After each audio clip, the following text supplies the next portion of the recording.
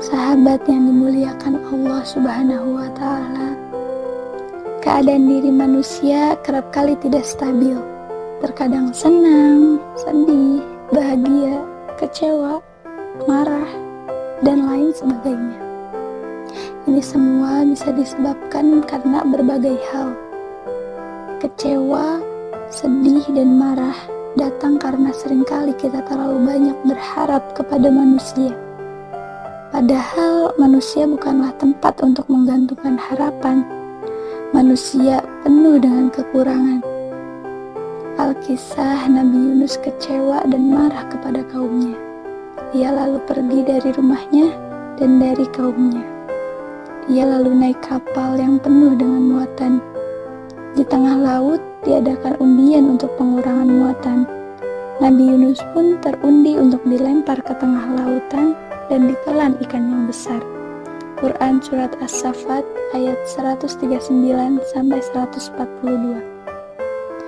Kekecewaan dan kemarahan Nabi Yunus itu berujung dalam kegelapan. Gelap yang teramat gelap, di dalam perut ikan yang gelap, di tengah lautan yang gelap, dan di tengah malam yang gelap. Tak ada cahaya sedikit pun. Maknanya adalah jika kita mudah kecewa dan mudah marah, kita mudah juga masuk ke dalam ruang penuh kegelapan, ruang yang tanpa cahaya. Padahal manusia membutuhkan cahaya, manusia membutuhkan penerang dalam hidupnya. Mata kita tidak bisa berfungsi jika berada dalam kegelapan. Begitupun dengan hidup kita. Jika kita hidup dalam kegelapan, kita tidak akan bisa berbuat apa-apa. Tidak terbayang jika waktu kita selalu malam, selalu gelap. Suasana super gelap inilah yang akhirnya menyadarkan Nabi Yunus dan tercatat dalam Al-Quran. Dan ingatlah kisah Zunnun atau Yunus ketika ia pergi dalam keadaan marah.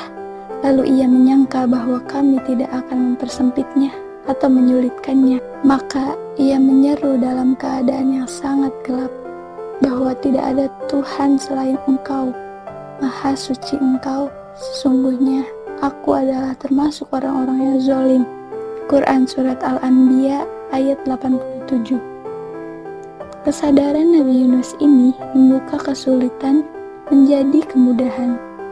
Ia sadar bahwa ia telah berbuat zalim. Lalu ia bertahlil dan bertasbih. Allah mengatakan dalam Al-Quran bahwa maka kalau sekiranya dia tidak termasuk orang-orang yang banyak mengingat Allah, niscaya ia akan tetap tinggal di perut ikan itu sampai hari berbangkit. Quran Surat As-Saffat ayat 143-144. Jadi, jika kita kecewa dan marah terhadap manusia atau terhadap keadaan atau terhadap apapun, jangan pernah kita lari dan menjauh dari kasih sayang Allah.